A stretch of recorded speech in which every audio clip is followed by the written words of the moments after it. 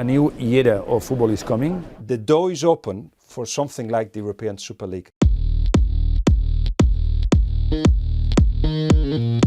The European Super League has been touted pretty much all my life. Don't get me wrong, I would love to see it. It's flawed to me as an idea, it's not on the merits of football. This idea of these going to be the top clubs and they will be forever just kind of dilutes what football's all about for me. It's always going to be these clubs, it's like the NBA or the NFL. It's no longer just sport, you're competing in an entertainment industry. Clubs want to get richer, they don't want to get poorer. We want these glamour ties, we want the money, we want the eyes of the world, if you like, on these games. Every situation you want to imagine will be possible. It could be football in the way that you've never seen before. Any Super League is out of the question. The Super League is in a way a fiction now, or a dream. It's science fiction, complete science fiction. Did you watch Blade Runner? A lot of what's there was science fiction, but then it's happened. UEFA have got a real hold in the situation right now, but they feel threatened. The changes are coming. Changes in competitions, changes in the way that we are organizing the clubs. We are a big club with fans all over the planet, a club that is looking to be different. There probably are some fairly detailed conversations taking place about alternative scenarios for football. Do the clubs want this, the top clubs? Of course they do. These are all powerful clubs, all powerful entities that I think in many ways have outgrown the leagues that they participate in, they've outgrown the countries in which they're located, and what they're seeking to do is commercially, financially, is to capitalise upon this powerful position that they now occupy. They're very attractive, the clubs, to the possibility of an European Super League that will kill competition and will give them much more money.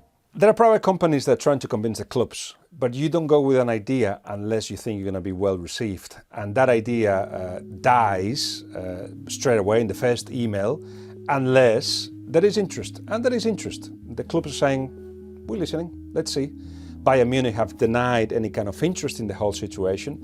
Real Madrid haven't said a single thing. I think Barcelona are also trying to see where the whole thing goes. Some clubs think that we have to do a Superliga in Europe, but I always tell the clubs, we have to make an evolution of the Champions League, of course, to make it more competitive and make it better. But we don't have to forget that we have the national leagues. La Liga is very important for us. So we have to balance between both competitions. There are potentially a lot of factors stacking up that will really challenge the existing order. New clubs are coming in Europe, clubs that belong to states. That means that there is a changing on the balance of the clubs. You have large numbers of owners in European football that are not European, and their view will be, this is my club, I bought the club, I've paid a lot of money, I've paid huge amounts of money for the top players, I'm going to do whatever I want to do with this. There are a lot of clubs, the European giants, with split interests here. If Man City and PSG are on the losing side of what happens at the Court of Arbitration for Sport and UEFA's decision on financial fair play, then I think that they would be more favourable towards a breakaway Super League. I imagine that if that's where the money was, and it is where the money would be, then yeah, I don't doubt for a second that the directors at City and the owners, I think they'd go for that in a heartbeat. I think City would be pretty pivotal in forming it, to be honest. UEFA are the ones imposing the rules, imposing the fines, threatening to clubs if they actually decide to go their own way. Football has got its own laws. I can foresee that at some stage in the future there will be a tipping point where a club or a group of clubs will effectively say to UEFA, sorry, we don't agree with your rules, we're going to do our own thing. And it's at that point, I think, when we will really begin to see the pressure build for a breakaway. All of us, we have to adapt our clubs, and we have to be thinking very much about the future.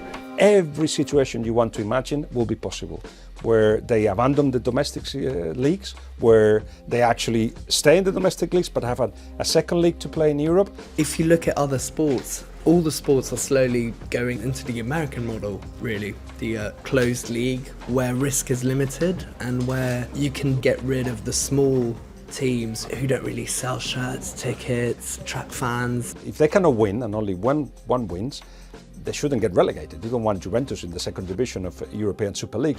There are groups of fans around the world that don't want promotion relegation. They just want constant success because that's what they're paying for, that's what they're consuming. Compare this to other brands. You buy car brands because they're good. You buy electronics brands because they're good. You don't buy brands that are bad. Fans want to see the best clubs. They want to see the best teams, the best players there. You know that a Clubs World Cup is coming probably, the World Cup of players, the FIFA calendar. A lot of those changes we will see in the next coming years. I'd be pretty confident that if not 100%, then 90+% of City fans would tell you that they don't want a European breakaway league, and the club would go against that if they were to form one. Games against local rivals, you wouldn't get as many of them, like Everton and stuff like that. It's always good to beat the Blues. If you're playing like teams like Roma and stuff like that, it doesn't really mean as much, does it? You start to sort of lose interest, really. You know, you're not seeing Roma fans in work, are you? You know what I mean? To take the mick a little bit. You're losing that, really. Once you remove that, and it's just a mishmash of supposed top European teams, the rivalries become more artificial. And of course, if you're in it, of course it'd be great to win it. But you remove a lot of what makes going to a game fun. If you get around more stadiums to see better players from all around the world, you can't beat that. You just can't.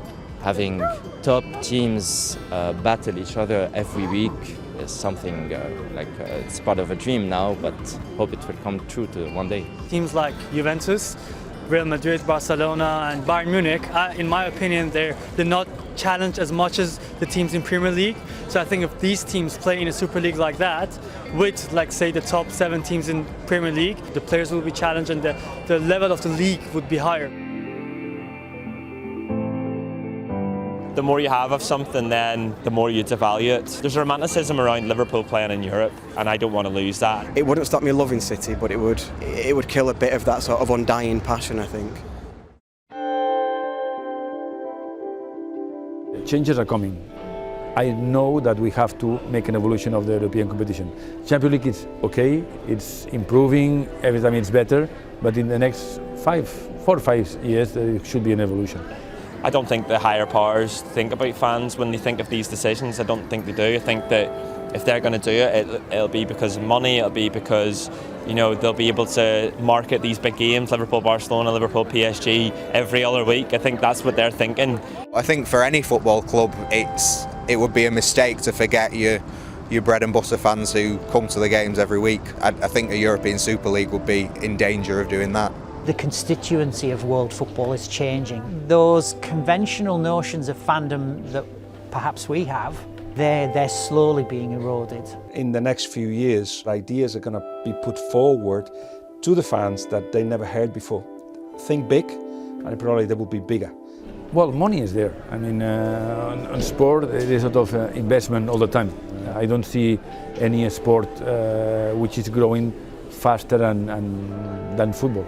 If capitalism wins and not sport, if football becomes another showcase for capitalism, it could be football in the way that you've never seen before.